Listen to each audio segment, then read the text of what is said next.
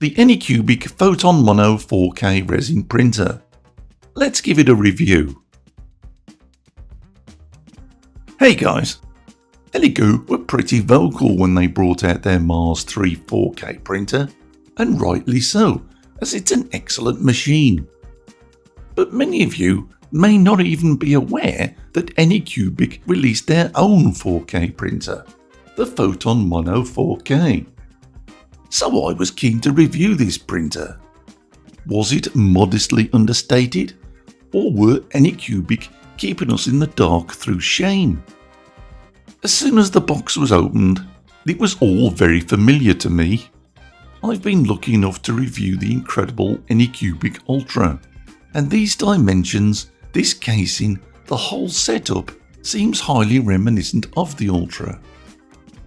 Anycubic is clearly ditching the metal builds of the past in favour of less costly plastics, and in this very competitive market, you can't blame them for watching the pennies. But even though there's plenty of plastic, there's still a reassuring feel of quality here. The base and legs are integral, with USB on the right side and PowerPoint at the rear. The screen is small, which means pinky operation for me, but it's clear with a standard Anycubic user interface, which makes operation simple and intuitive. Thankfully, the plastic ends with this upper section, which is certainly metallic, and maybe this is the bit that really counts. The Mono 4K has a single linear rail and is supported by a pleasingly robust upright. Quality is needed in a rail system, and Anycubic certainly haven't skimped here. The build plate is a little smaller than we saw on the Mars 3, but there's not too much difference in build area. I'm surprised to see that the plate is plain, lacking the laser etching that we saw on the Ultra and the Mono X6K, but plain works fine for me. The Z-arm is a simple affair that I first saw on the Ultra, but I can testify that it works well. Sometimes simple is better, I guess. The resin tray is also plastic, so I was prepared not to like it. But it's actually surprisingly strong, with no discernible flex.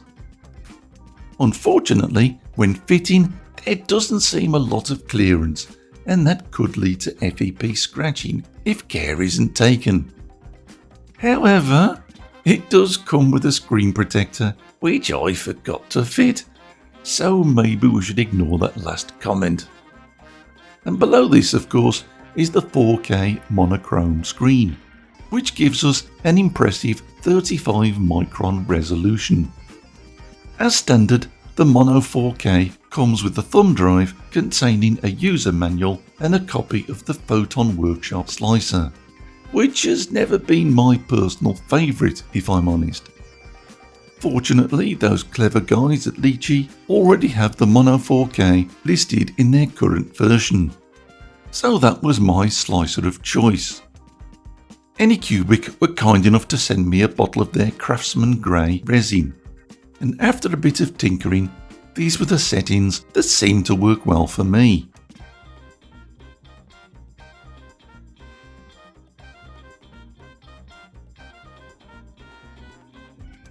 The Amerilabs Town test print looked excellent.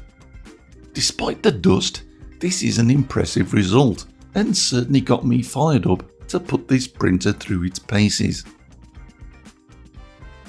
I've recently been introduced to Crippled God Foundry, producers of high detail fantasy miniatures. I was lucky enough to be granted early access to their February collection, Mountain War Bone and Flesh. We're talking ogres and dwarfs here, and quite why that gets me excited, I'm not really sure, but it just does. Certainly I was spoilt for choice, so I'll place a link in the description if you're interested in learning more.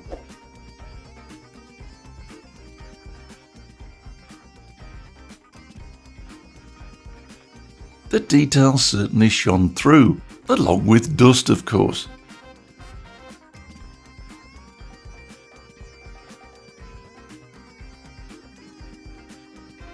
The jury's still out on the resin, and definitely the photographer should be sacked, but the printer did an amazing job.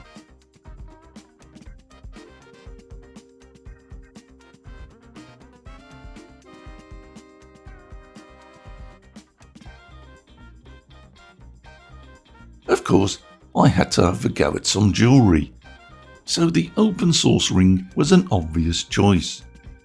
This is very crisp and clear.